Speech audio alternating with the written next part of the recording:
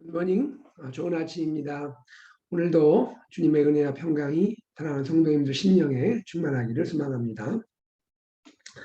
오늘 하나님 말씀은 누가복음 18장 9절에서 17절입니다. 누가복음 18장 9절에서 17절 말씀을 봉독하겠습니다. 또 자기를 의롭다고 믿고 다른 사람을 멸시하는 자들에게 이 비유로 말씀하시되 두 사람이 기도하러 성전에 올라가니 하나는 바리새인이요 하나는 세리라. 바리새인은 서서 따로 기도하여 이르되 하나님이여 나는 다른 사람들 곧 토색, 불의, 간음을 하는 자들과 같지 아니하고 이 세리와도 같지 아니함을 감사하나이다. 나는 일에 2번씩 금식하고 또 소득의 11조를 드리나이다 하고 세리는 멀리 서서 감히 눈을 들어 하늘을 쳐다보지도 못하고 다만 가슴을 치며 이르되 하나님이여 불쌍히 여기소서 나는 죄인이로소이다 하였느니라. 내가 너희에게 이르노니 이에 저 바리새인이 아니고 이 사람이 의롭다 하심을 받고 그의 집으로 내려갔느니라.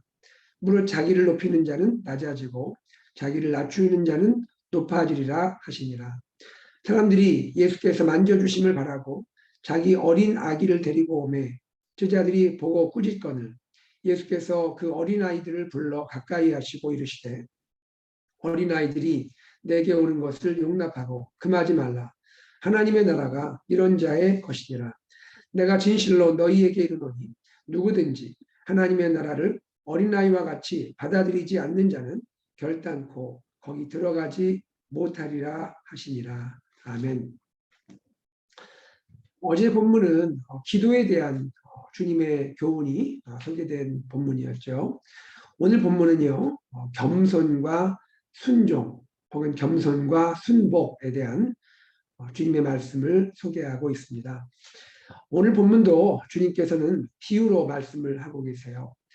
이 비유를 말씀하실 때 그 비유를 들어야 할 대상은 9절에 소개된 것처럼 자기를 의롭다고 여기고 다른 사람을 멸시하는 자입니다.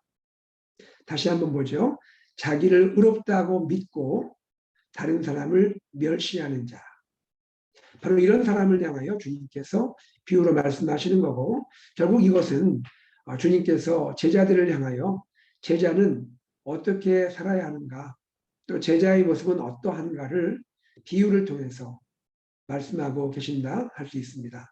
이 말은 달리 말하면 제자는 자기를 의롭다고 믿고 다른 사람을 멸시하는 자의 삶과는 달라야 한다라는 것을 보여주고 있으신 거죠.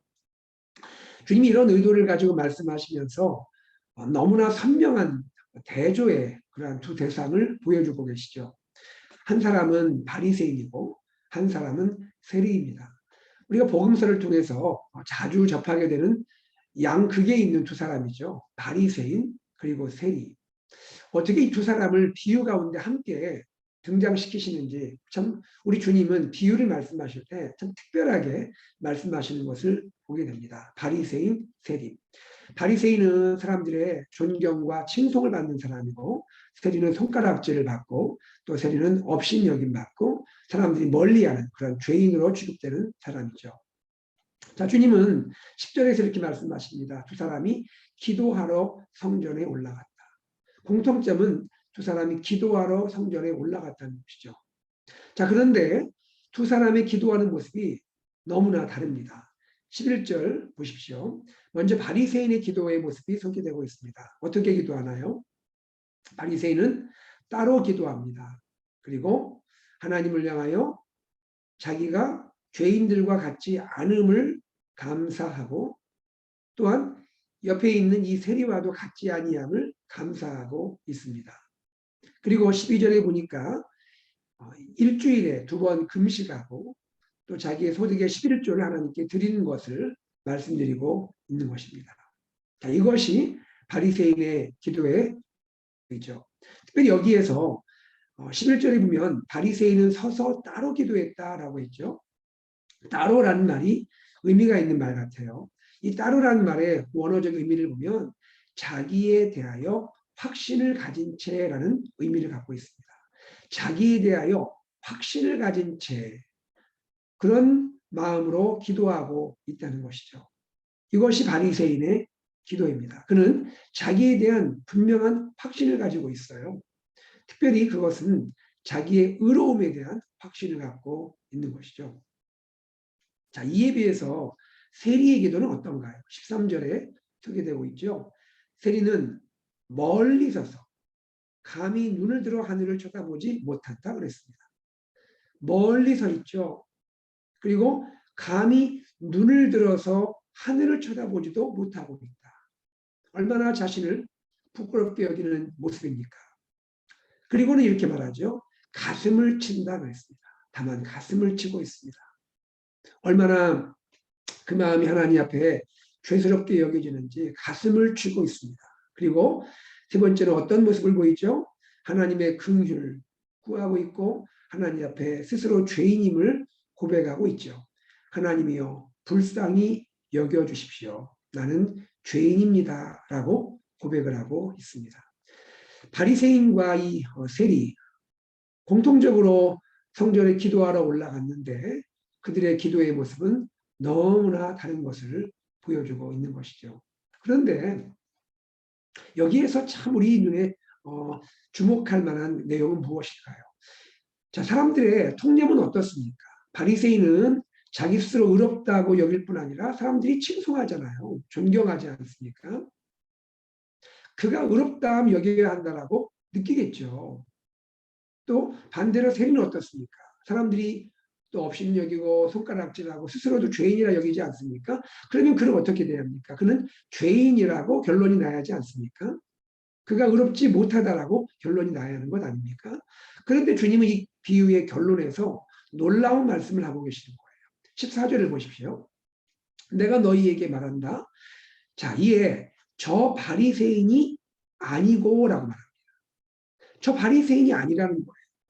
누구라는 겁니까? 이 사람이 즉 세리라는 말입니다. 뭐가요?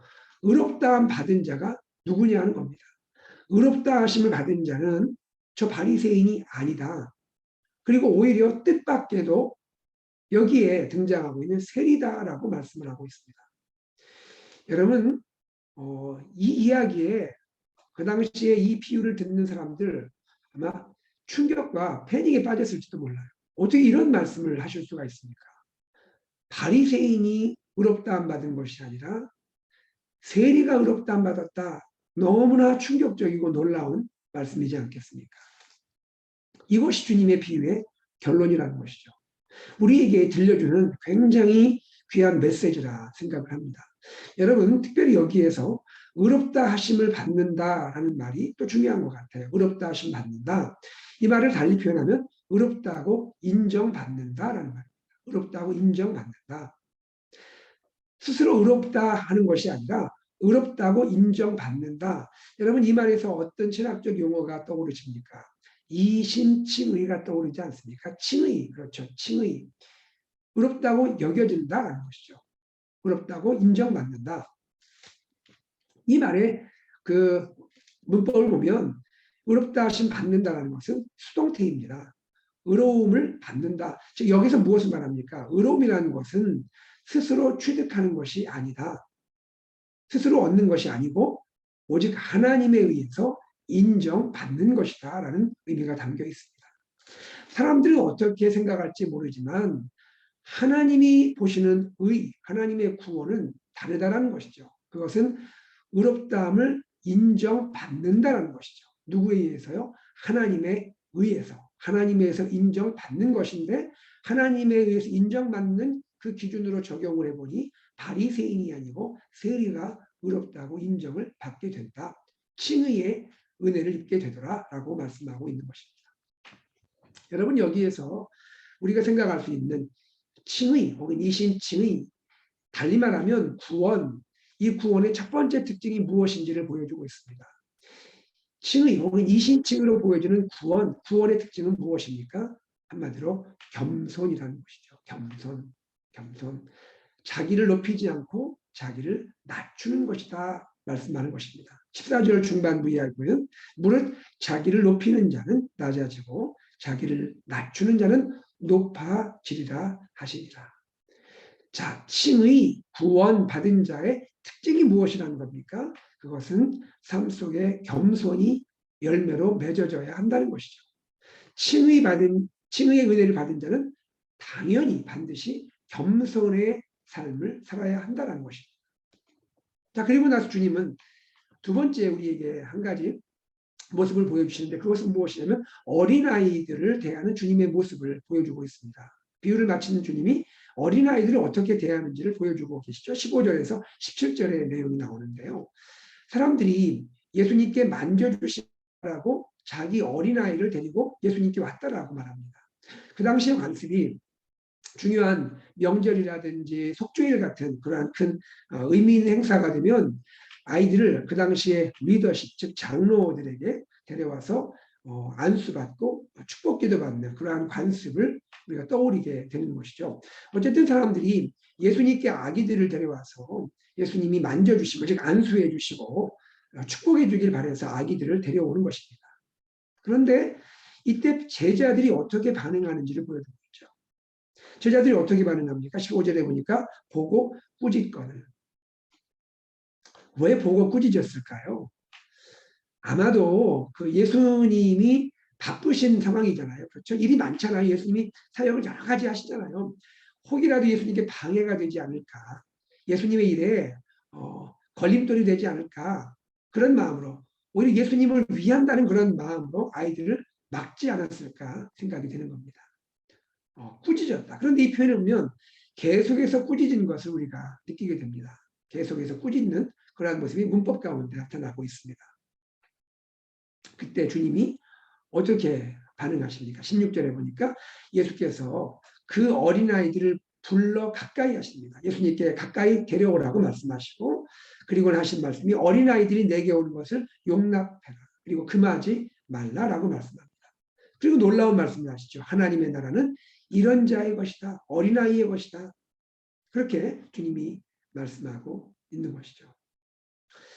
특별히 여러분 여기에 어린아이와 제자들이 또 대조되고 있는 것을 볼 수 있죠. 어린아이와 제자들. 여기 그 어린 아기라고 표현됐잖아요. 이 어린 아기는 어린 유아들을 가리키고 있습니다. 이것을 특별히 지지해주는 그 동사가 무엇이냐면 어린 아기를 데리고 오다라는 말을 하고 있어요. 이 데리고 오다라는 말은 헬라어의 인도하다라는 말과 또 구별되는 단어인데요. 데려오다라는 것은 주로 누구에게 적용이 되냐면 스스로 걸을 수 없는 그런 어린 아기에게 적용이 됩니다. 아이들 중에서도 스스로 걸을 수 없는 아기, 부모님에 의해서 인도되어야만 하는 그런 아기, 이런 아기를 여기서 어린 아기라 할 수가 있는 것이죠. 유아입니다. 아주 어린 아기. 스스로 무언가 할 수 없는 그런 아이들. 그런 아이들을 데려왔고 또 제자들은 그런 아기들을 데려오는 것을 보고 꾸짖었다라고 말하고 있죠. 제자들은 스스로 모든 것을 할 수 있죠. 그렇죠? 자기 스스로 모든 행동을 할 수 있는 그런 상황인 것이죠. 아기들은 스스로 할 수가 없는 그런 상태의 그런 모습을 보여주고 있는 것이죠. 너무나 대조가 되고 있지 않습니까? 주님 뭐라 말씀하십니까? 이런 어린 아기들의 나라가 하나님의 나라다라고 말씀하고 있습니다. 여러분 하나님 나라는 어린아이의 것이다. 그리고 하나님의 나라는 어린아이 같은 자들의 소유가 된다라고 말씀하고 있습니다. 자, 그리고 주님은 17절에 또 이렇게 말씀하십니다. 내가 진실로 너희에게 이르노니 누구든지 하나님의 나라를 어린아이와 같이 받아들이지 않는 자는 결단코 거기 들어가지 못하리라 하시니라. 결단코 들어가지 못할 것이다. 여러분 16절 17절에 공통적으로 등장하는 것이 하나님의 나라죠. 하나님의 나라가 어린아이의 것이다. 하나님의 나라는 어린아이처럼 받아들이는 자만이 들어갈 수 있다라고 말씀합니다. 여기서 무엇을 보여줍니까? 여기서 하나님의 나라, 즉 구원, 여기서 하나님의 나라로 표현되고 있는 구원이죠. 이 구원은 어떤 것입니까?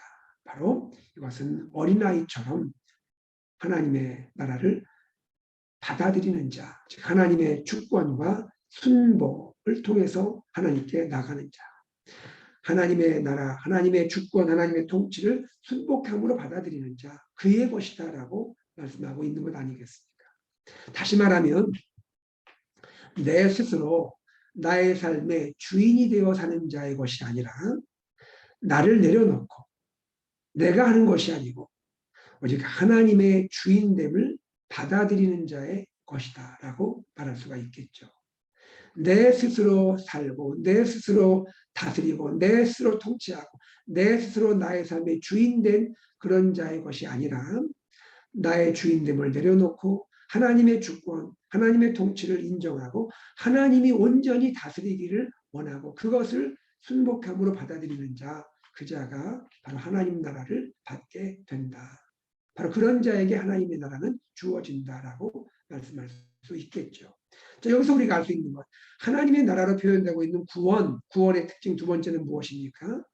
내가 주인됨을 내려놓고 순복하는 삶이라는 것이죠. 내가 주인됨을 내려놓고 하나님의 통치, 하나님의 주권에 순복하는 삶, 그것이 구원의 모습, 구원의 특징이다라고 말할 수가 있겠죠. 사랑하는 여러분, 오늘 우리는 주님의 비유와 이 어린아이를 대하시는 주님의 모습을 보면서 어떤 질문을 스스로에게 던져야 하겠습니까? 저도 말씀 묵상하면서 저 자신에게 이런 질문을 해보았습니다. 나는 어떤 사람인가? 나는 어떤 사람인가 하는 것이죠. 내 안에는 무엇이 있는가? 내 안에는 무엇이 있는가? 내 안에는 바리새인과 같은 나를 의롭다고 하는 모습이 있는 것인가?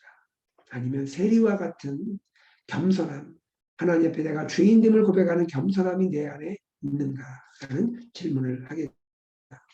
또 한 가지는 무엇입니까? 나는 어린아이처럼 내 스스로 삶의 주인이 되어서 사는 것이 아니고 살아야 하는데 그렇게 사는가? 아니면 제자들이 보여준 모습처럼 내가 내 삶의 주인이 되어서 내가 내 삶을 이끌어가는 것은 아닌가?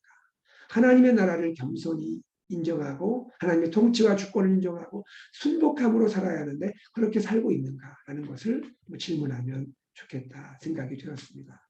여러분, 우리는 여기 등장하는 세리의 모습으로 그리고 어린아이와 같은 모습으로 하나님 나라를 사모하고 구원을 또 구하고 또 구원받은 자로서 그러한 삶을 살아갈 때 주님이 우리를 기뻐하지 않겠는가 생각을 해보게 되는 것입니다. 사랑하는 여러분, 오늘 우리는 신의, 이신칭의를 보게 되었는데 로마서에 말씀하는 직접적인 이신칭의는 아닙니다만 그러나 어찌 보면 이것은 동전의 다른 면이라 생각이 돼요. 동전의 다른 면입니다. 이신칭의, 의롭다 인정받은 자, 그는 어떻게 대해야 한다는 것입니까? 그는 겸손하게 살아야 한다는 것이고 그는 반드시 하나님 나라에 순복하는 모습으로 하나님 나라를 받아야 한다는 것이죠. 칭의를 받은 자는 동시에 겸손이 있어야 되고 칭의를 경험한 자는 동시에 순복하는 삶으로 하나님 나라를 구해야 한다라고 말씀하고 있는 것이죠. 여러분, 오늘 우리 삶 가운데 우리가 구원받은 자가 아닙니까? 하나님의 은혜로 구원받은 자로서 이제 우리는 겸손히 우리 삶에 나타나야 되고 구원받은 자로서 우리 삶에는 순복함으로 나를 주인 자리에서 내려놓고 하나님을 나의 주인 자리에 올려드리고 그 하나님의 통치를 따르는 우리 삶이 되기를 소망해 봅니다. 이러한 은혜가 우리 가운데 있기를 주의 이름으로 축복합니다. 함께 기도하겠습니다. 하나님 아버지, 주님의 은혜와 사랑을 감사합니다. 오늘도 우리에게 말씀해 주시고 주님의 말씀을 들려주시니 감사합니다. 하나님 아버지, 우리가 주님께 구원받은 자입니다. 주님의 그 무한하신 사랑으로 의롭다함을 받은 자입니다. 하나님, 그러나 하나님, 우리가 주님의 구원을 받고 의롭다함 받은 자로서 우리 안에 무엇이 있는지를 보기를 원합니다. 하나님, 우리 안에 바리새인과 같이 나 자신을 의롭다 여기고 다른 사람을 멸시하는 모습은 없는지요. 하나님, 긍휼히 여겨 주옵소서. 세리와 같이 하나님 앞에 항상 겸손하며 주의 긍휼을 구하며 하나님 앞에 나의 부족한 모습, 연약한 모습, 때로 넘어지는 모습을 고백하며 회개하는 그러한 모습이 있게 하여 주시고 하나님, 어린아이와 같이 하나님 주권과 통치를 구하며 내가 주인됨을 내려놓고 하나님의 주인됨을 인정하며 그렇게 순수하게 그렇게 순복함으로 살아가는 하나님의 자녀의 삶이 되도록 인도하여 주시옵소서. 주님 사랑합니다. 오늘도 우리와 함께하여 주옵소서. 주 예수 그리스도 이름으로 기도드리옵나이다. 아멘. 오늘 말씀을 기억하며 함께 기도하기 원합니다. 주님, 내 안에 겸손, 순복함 허락하여 주옵소서 기도하시고요. 우리 교회 비전, 예수산책 비전, 말씀 공동체, 제자 공동체, 미셔널 공동체, 나의 삶 가운데 먼저 이루어지게 하여 주옵소서. 하나님 함께하여 주옵소서 기도하십시오. 또 이 시간 기도할 때 교회를 위해 충성되게 수고하며 섬기시는 우리 리더십을 위해 기도하시고, 또 우리 교회를 위해 참으로 헌신하며 섬기시는 우리 모든 성도님들, 봉사하시는 모든 분들을 위해서 기도해 주시기 바라고, 특별히 이번 주일은 우리 교회 창립 49주년 너무나 감격스럽고 감사한 주일인데요. 우리 안에 이러한 주님의 마음이 충만하고 감사와 기쁨과 주님께 영광 돌리는 복된 예배 되도록 여러분 기도해 주시기를 바랍니다. 예배 시간 변경에 따른 또 은혜가 넘치고 또 잘 준비되도록 기도해 주시고요. 또의 무릎 기도회, 또 목의 중보 기도회를 위해서 기도하시고 많이 참여하시기를 바랍니다. 또 유스 패스터 사역을 위해서, 사랑하는 유스 자녀들의 믿음의 회복을 위해서, 또 유스 인턴 섬기실 우리 사역자들을 하나님 위해서 기도해 주시기를 바랍니다. 목자 목녀 이를 영성 세미나 위에 주님의 큰 은혜가 임하고 목장 사역이, 소급 사역이 하나님이 활성화될 수 있도록, 또 목자 목녀가 힘을 얻도록 역사해 달라고 기도해 주시고요. 슬픔 당한 가정을 위해 기도하시고, 또 프레이스 찬양팀, 우리 베이비시터, 자원봉사에 많은 분들이 참여할 수 있도록 기도해 주시기 바랍니다. 끝으로 탄자니아 서정옥 선교사님 가정과 사역을 위해 기도해 주시고, 우리 환우분들 치유를 위해서 기도해 주시면 감사하겠습니다. 그리고 가스펠 프로젝트를 위해서 기도해 주시면 감사하겠습니다. 여러분, 우리 다 함께 우리 교회를 위해서, 가정을 위해서, 또 나 자신의 삶을 위해서 기도하고 일상으로 나아가겠습니다.